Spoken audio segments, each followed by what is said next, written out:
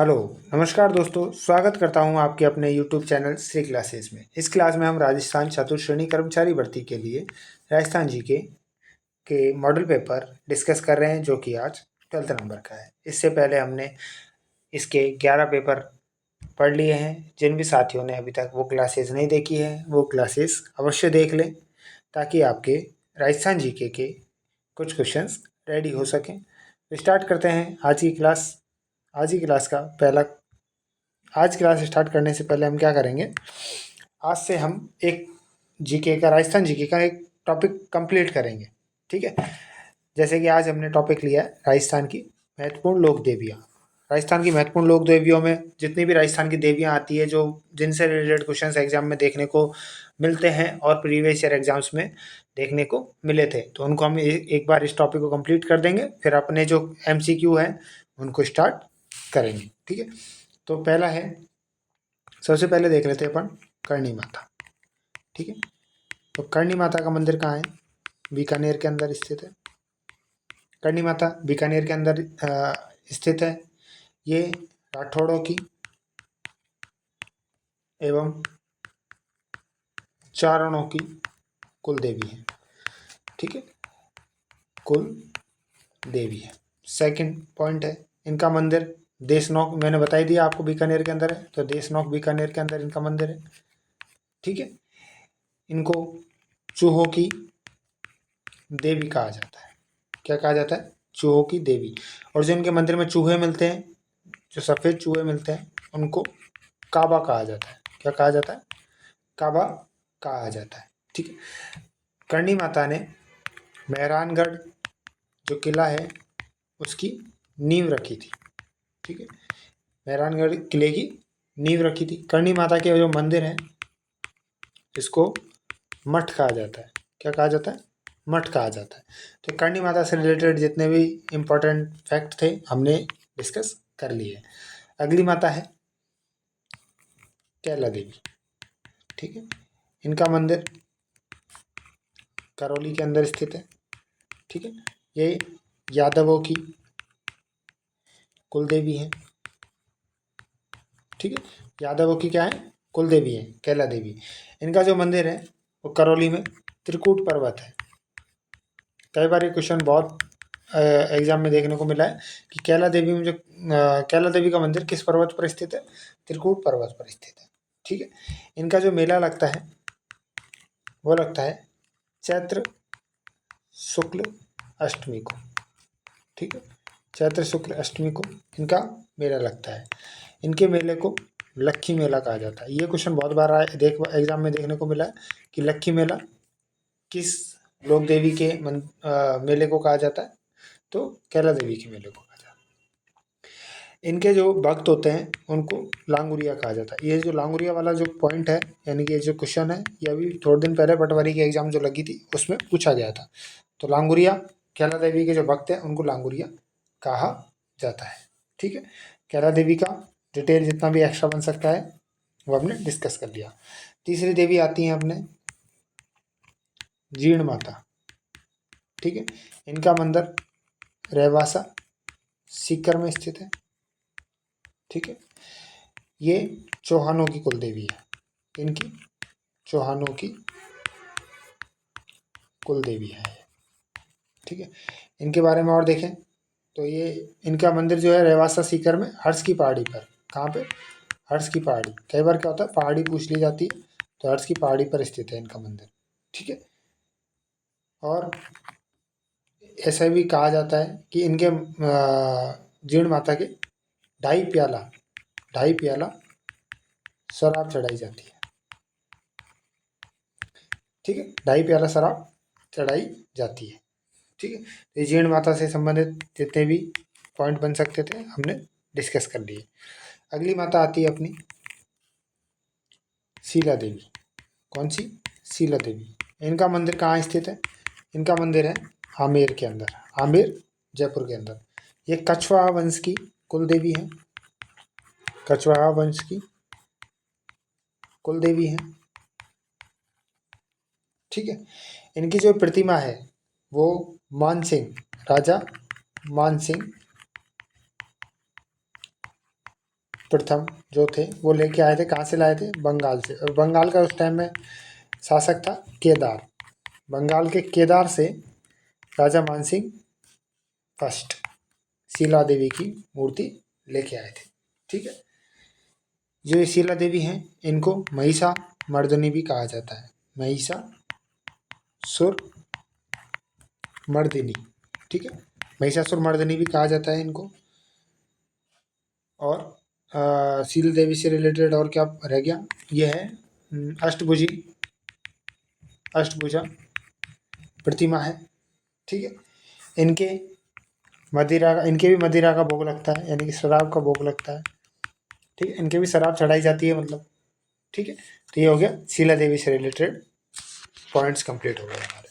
ठीक है, अगला पॉइंट ले लेते हैं हम। अब हम क्या करेंगे, ये 3-4 देवी आपको ये एक्स्ट्रा में बड़ी देवी यानी कि जो क्वेश्चंस बहुत ज़्यादा बनते हैं उनका आएगा तो डिस्कस कर लेंगे, नहीं तो हम सीधा देवी का नाम और उनका मंदिर कहाँ स्थित है वो डिस्कस करेंगे। जैसे कि देखिए 5वीं है शीतला माता। शीतला माता का मंदिर कहाँ है? ये चाकसू के अंदर स्थित है। ये शीतला माता है, इनको चेचक्की देवी कहा जाता है। कोई भी एक्स्ट्रा फैक्ट होगा तो वो भी देख लेंगे। चेचक्की देवी कहा जाता है इनको। ठीक है, इनका जो सवारी है वो क्या है? गधा है। ये कई बार क्वेश्चन पूछा गया है, गधा है। और इनका जो पुजारी है वो कुम्हार होता है। कौन होता है? कुम्हार। ठीक है, 6 नंबर की देवी है अपनी नारायणी माता। नारायणी माता, नारायणी माता का मंदिर कहाँ है? राजगढ़ अलवर के अंदर स्थित है। ठीक है, अगला है अगली देवी है रानी सती। रानी सती का मंदिर कहाँ स्थित है? झुंझुनू के अंदर स्थित है। झुंझुनू के अंदर रानी सती का मंदिर स्थित है। अगली देवी हैं अपने सकराय माता। इनका जो मंदिर है वो भी झुंझुनू में। झुंझुनू में कहाँ पे? उदयपुर वाटी। उदयपुर वाटी झुंझुनू में इनका मंदिर स्थित है। इनके बारे में एक बार क्वेश्चन बनता है कि खंडेल वालों की देवी है। खंडेल वालों की कुल देवी है ये। ठीक है, सकराय माता खंडेल वालों की कुल देवी है। ठीक है, अगला है शाकंभरी माता। शाकंभरी माता है सांबर,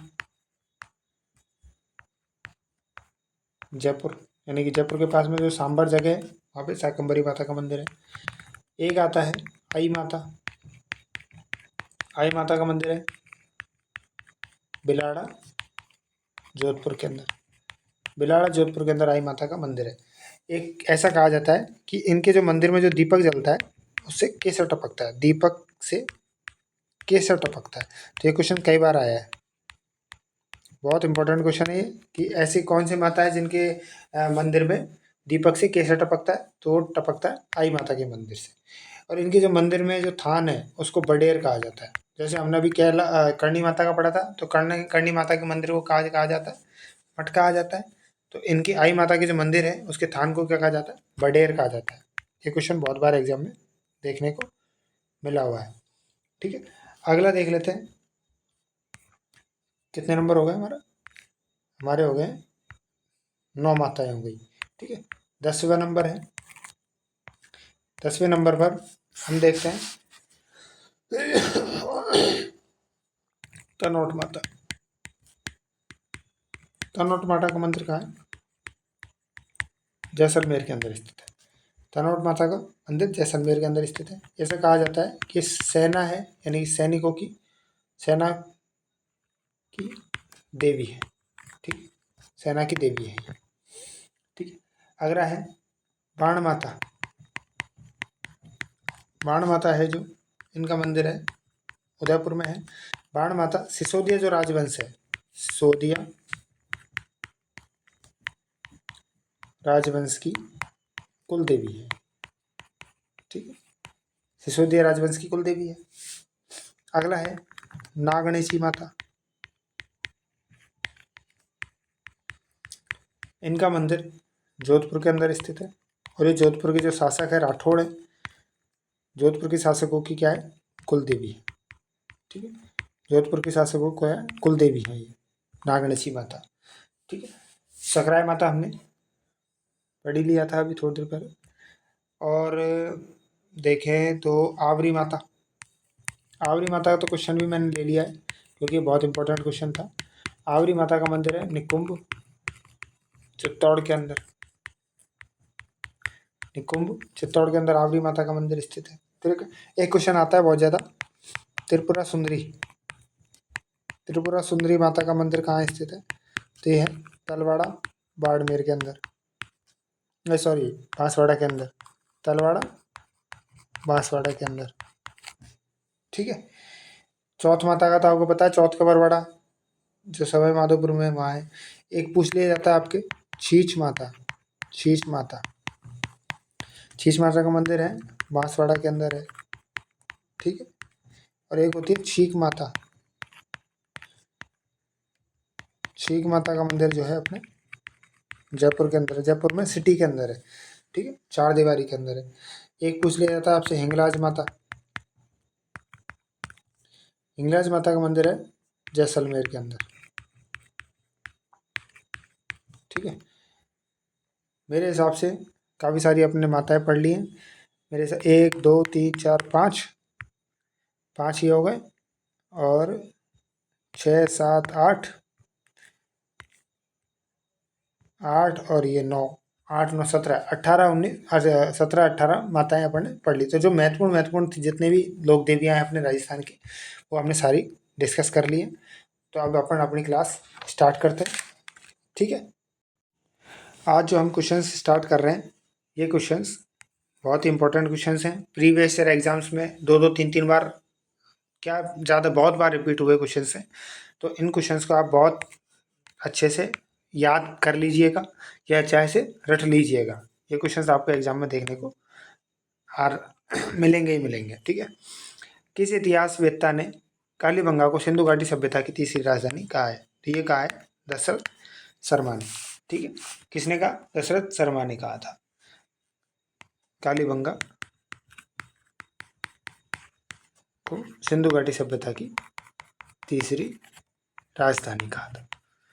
ठीक है, दयाराम साहनी, इन्होंने 1921 में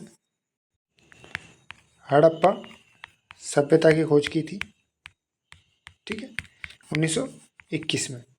और राजस्थान के अंदर देखें तो इनका जो संबंध है दयाराम साहनी का, वो बैराट सभ्यता से।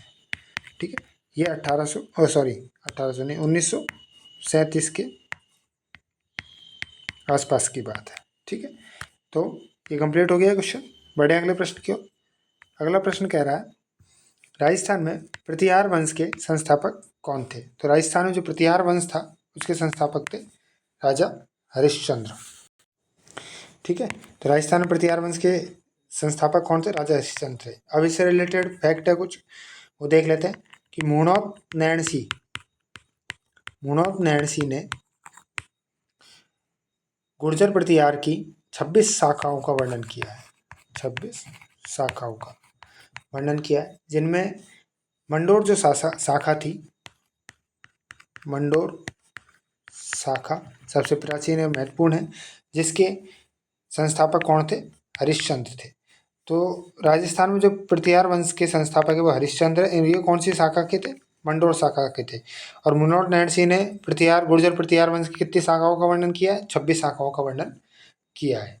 ठीक है, समझ में आ गया। बढ़े अगले प्रश्न की ओर। अगला प्रश्न है पृथ्वीराज चौहान की संरक्षिका कौन थी? तो पृथ्वीराज चौहान जो थर्ड है, ठीक है, इनकी संरक्षिका कौन थे? तो वो थे कर्पूरी देवी। कौन थे? वो थे कर्पूरी देवी। तो पृथ्वीराज चौहान का जो टाइम है वो है 1177 से 1192 के बीच में। ठीक है, इनके पिता कौन थे? सोमेश्वर चौहान। ठीक है, जब इनकी मृत्यु हुई सोमेश्वर चौहान की, तो जो पृथ्वीराज चौहान थे वो केवल 11 वर्ष के थे। कितने वर्ष के थे? 11 वर्ष के थे। तो इनका जो लाल पालन किया था वो किन्होंने किया, यानी संरक्षिका के रूप में काम किन्होंने किया, कर्पूरी देवी ने इनका संचालन यानी शासक का संचालन किया था। ठीक है, तो पृथ्वीराज चौहान की संरक्षिका कौन थी? कर्पूरी देवी थी। अगला प्रश्न है, जलालुद्दीन खिलजी ने किस दुर्ग के बारे में कहा कि मैं ऐसे 10 दुर्गों को मुसलमान के एक बाल के बराबर नहीं समझता? तो वो कहा था रणथंभौर दुर्ग के बारे में। अब इसके बारे में जान लेते हैं कि ये क्यों कहा था। तो क्या हुआ था कि जलालुद्दीन खिलजी रणथंभौर को जीतने के लिए उसके आसपास बहुत घेराबंदी करके बैठा रहा और बहुत समय तक वो वहाँ अपना सेना को लेके बैठा रहा। इसके बाद भी वह रणथंभौर को विजिट नहीं कर पाया, तो उसने अंत में ये बात कही कि ऐसे 10 दुर्गों को मुसलमानों के एक बाल के बराबर भी नहीं समझता। ठीक है, तो जलालुद्दीन ने कहा था, किस दुर्ग के बारे में कहा था? रणथंभौर दुर्ग के बारे में कहा था। ये क्या किदवंती यानी कही हुई बातें भी कई बार क्वेश्चन में पूछ ली जाती है, तो आप ये इस टाइप के क्वेश्चन भी अगर आपको ये तो कह रही और भी कोई क्वेश्चन दिखे तो उसका ध्यान रखिएगा। एक जैसे गिरी सुमेल का युद्ध हुआ था, तो उसमें शेरशाह सूरी ने कहा था कि मैं एक मुट्ठी कि जाने 2 मुट्ठी बाजरे की खातिर अपनी बादशाहत खो बैठता। तो ये किसने कहा था, कब कहा था? ऐसे पॉइंट्स क्या होते हैं, क्वेश्चंस पूछ लिए जाते हैं एग्जाम में, तो इन चीज़ों का आप ध्यान रखिएगा। अगला प्रश्न है, हरिकिली नाटक के रचयिता कौन थे? तो हरिकिली जो नाटक है इसके रचयिता है विग्रहराज चतुर्थ। ठीक है, विग्रहराज चतुर्थ हरिकिली नाटक के रचयिता है। अगला प्रश्न है, किस राजपूत राजा को स्थापत्य कला का संरक्षक कहा जाता है? तो ये कहा जाता है राणा कुंभा को। राणा कुंभा क्यों कहा जाता है? कि राजस्थान की 84 जो स्थापत्य कला थी, यानी कि 84 महल थे या अपने किले थे, इनमें से 32 का निर्माण अकेले कुंभा ने करवाया था।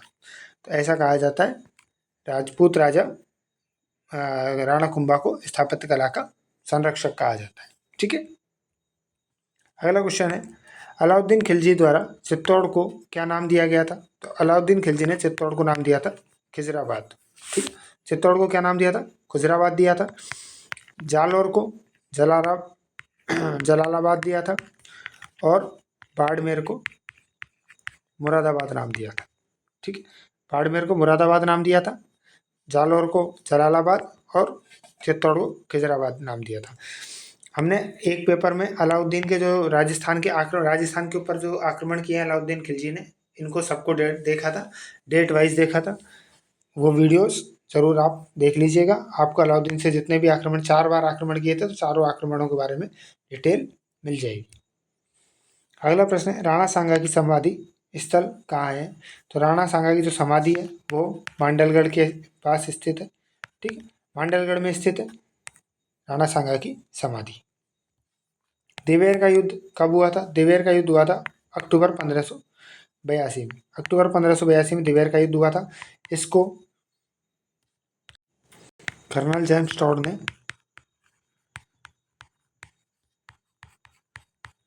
मैराथन नाम दिया। क्या नाम दिया? मैराथन का युद्ध। क्या नाम दिया था? मैराथन का युद्ध दिया था नाम। किसने दिया था? जनरल कर्नल जेम्स टॉड ने दिया था दिवेर के युद्ध को। दिवेर का युद्ध हुआ कब था? 1582 ईस्वी में हुआ था। ठीक है, अगला प्रश्न है, जयपुर शहर की योजना किस वास्तुकार के द्वारा बनाई गई थी? तो जयपुर शहर की योजना विद्याधर भट्टाचार्य के द्वारा बनाई गई थी। जयपुर का हवा महल किसने बनवाया? तो जयपुर का हवा महल सवाई प्रताप सिंह ने बनवाया था, जिसका निर्माण 1799 ईस्वी में हुआ। और हवा महल के अंदर 5 मंजिल है। ठीक है, 5 मंजिल है। पांचों मंजिलों के नाम देख लें। पहली मंजिल पर शरद मंदिर। ठीक है, पहली पर शरद मंदिर हो गया। दूसरी पर रत्न मंदिर है। तीसरी पर विचित्र मंदिर है। चौथी पर प्रकाश मंदिर और 5वीं पर हवा मंदिर। ठीक है। हालांकि इतना डीपली अपने क्वेश्चन बनेगा नहीं, अपने क्वेश्चन बन सकता है कि जो हवा महल है, जयपुर में स्थित हवा महल का निर्माण किसने करवाया, कब करवाया और कितनी मंजिल है इसके अंदर। ठीक है, ये क्वेश्चन आपके बन सकता है। बढ़े अगले प्रश्न की ओर। अगला प्रश्न है, मूसी महारानी की छतरी का निर्माण अलवर के किस शासक के द्वारा करवाया गया था? तो इसका निर्माण करवाया गया था राजा विनय सिंह के द्वारा। महारानी की छतरी का निर्माण किसने करवाया? विनय सिंह ने करवाया था। गिरी सुमेल का युद्ध किन के मध्य लड़ा गया? गिरी सुमेल का युद्ध मालदीव और शेरशाह सूरी के बीच लड़ा गया था। किन किन के बीच? मालदेव और शेरशाह सूरी। मालदेव कहाँ का था? ये जोधपुर का शासक था। ठीक है, ये जोधपुर का शासक था और शेरशाह सूरी के बीच में लड़ा गया था। कब लड़ा गया था? ये लड़ा गया था भाई साहब 1544 ईस्वी में। कब? 1544 ईस्वी में ये युद्ध लड़ा गया था। इसी युद्ध में कहा था, मैंने अभी जैसे कह रहा था ना आपसे कि शेरशाह सूरी ने कहा था कि मैं एक मुट्ठी भर बाजरे के लिए दिल्ली की बादशाहत खो देता। तो ये गिरी सुमेल के युद्ध में ही कहा था, शेरशाह सूरी ने कहा था। किन किन के मध्य हुआ था? मालदेव और शेरशाह सूरी के मध्य हुआ था। मालदेव जोधपुर का शासक था और ये 1544 ईस्वी में ये युद्ध हुआ था। समझ में आ गया? बढ़े अगले प्रश्न की ओर। अगला प्रश्न है, जोधपुर के मेहरानगढ़ दुर्ग का निर्माण किसने करवाया? तो जोधपुर के मेहरानगढ़ दुर्ग का निर्माण करवाया था राव जोधा ने। ये कब करवाया? 1459 ईस्वी में। अभी थोड़ी देर पहले हमने एक करणी माता पढ़े। करणी माता के अंदर हमने बताया कि करणी माता ने जो मेहरानगढ़ दुर्ग है इसकी नींव रखी थी। ठीक है, और ये जो दुर्ग बना हुआ है ये किस पहाड़ी पर बना हुआ है? तो ये चिड़िया टूक की पहाड़ी पर बना हुआ है। चिड़िया टूक पहाड़ी, चिड़िया टूक की पहाड़ी है, उस पर ये दुर्ग बना हुआ है। ठीक है, अगला प्रश्न है, 33 करोड़ देवी देवताओं की गद्दी कहाँ स्थित है? तो 33 करोड़ देवी देवताओं की गद्दी है मंडोर जोधपुर के अंदर। ये आपको क्वेश्चन आज सीधे सीधे दिख रहे होंगे, लेकिन इसी टाइप के क्वेश्चन आपके एग्जाम में देखने को मिलेंगे।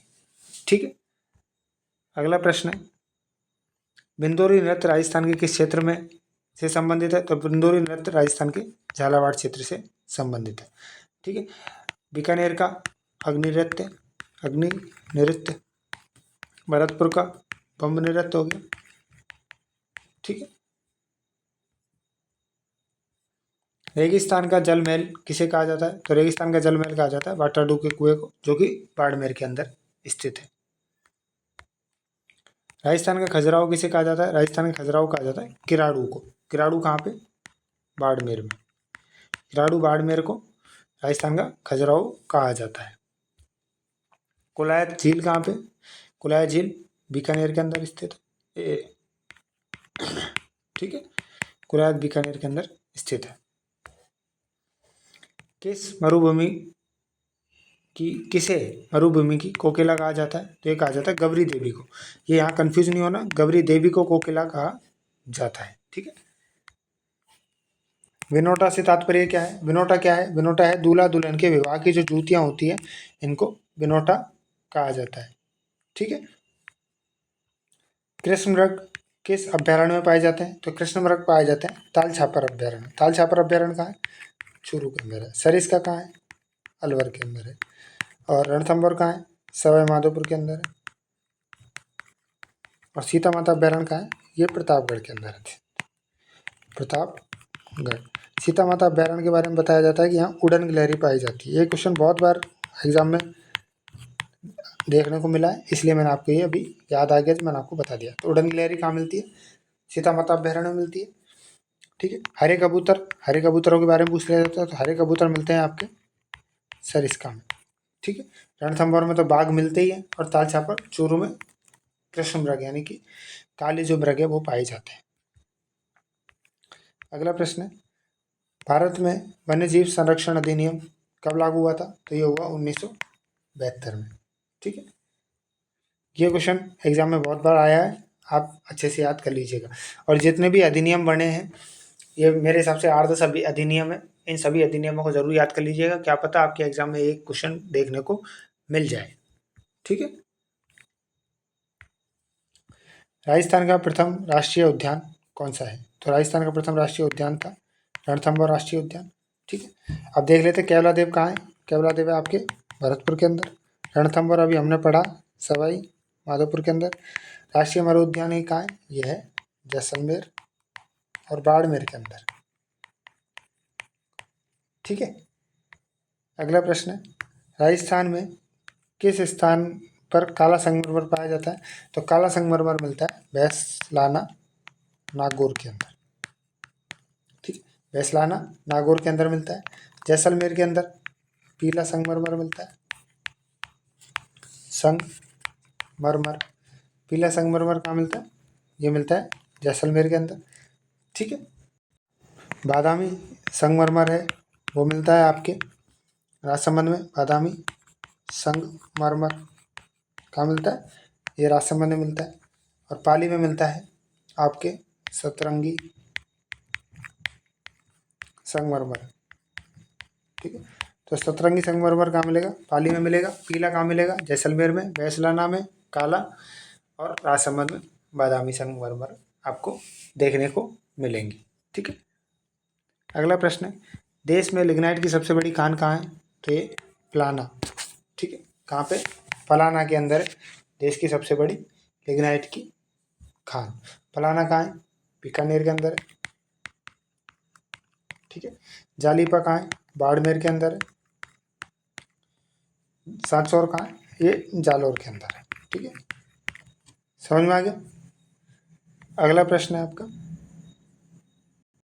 राजस्थान में पायरेट्स के सर्वाधिक भंडार किस जिले में पाए जाते हैं? तो राजस्थान में जो पायरेट है इसके सर्वाधिक भंडार पाए जाते हैं आपके सीकर के अंदर। कहाँ पाए जाते हैं? सीकर के अंदर। सीकर में भी कहाँ? सलादीपुरा एक स्थान है, वहाँ पे पायरेट्स के भंडार पाए जाते हैं। ठीक है, तो आज की हमारी एक क्लास कंप्लीट होती है यहीं पे। तो जिन भी साथियों ने अभी तक चैनल को सब्सक्राइब नहीं कर रखा हो, चैनल को सब्सक्राइब कर लीजिए और बेल आइकन प्रेस कर दीजिए। जैसे ही क्लास होगी आपको नोटिफाई कर दिया जाएगा या नोटिफिकेशन आ जाएगा, जिससे आप वो क्लासेस देख सकते हैं।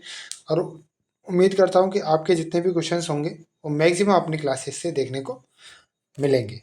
जैसे कि हमारे पटवारी के एग्ज़ाम में भी काफ़ी क्वेश्चंस है जो अपनी क्लासेस से देखने को मिले थे। हालांकि उस पेपर में मैंने मैथ्स के सॉल्यूशन करवाए थे, तो मैथ्स का जो पैटर्न था वो सेम टू सेम अपन जो पहले कर चुके थे उस टाइप के क्वेश्चन ही आपके एग्जाम में पूछे गए थे। ठीक है, और कला संस्कृति के कुछ टॉपिक्स करवाए थे, उनके भी क्वेश्चंस बहुत सारे एग्जाम में देखने को मिले थे। तो इसी हिसाब से अपने को जो क्वेश्चंस जो हम कर रहे हैं वो आपको एग्जाम में डायरेक्ट देखने को मिलेंगे। जैसे आज हमने लोक देवियाँ कंप्लीट करी है, कल एक नया टॉपिक और लेके आएंगे, वो टॉपिक भी कंप्लीट करेंगे। तो 8-10 दिन में जो बच रहे हैं, तो मेन जो 8-10 टॉपिक्स हैं जिनसे क्वेश्चंस बहुत सारे पूछे जाते हैं आपके एग्जाम के अंदर, वो सारे डिस्कस हो जाएंगे और आपको याद भी हो जाएंगे और आपका एग्जाम में आसानी से क्वेश्चन सॉल्व कर देंगे। फिर मिलते हैं अपन अगले पेपर में। तब तक के लिए जय हिंद, जय भारत।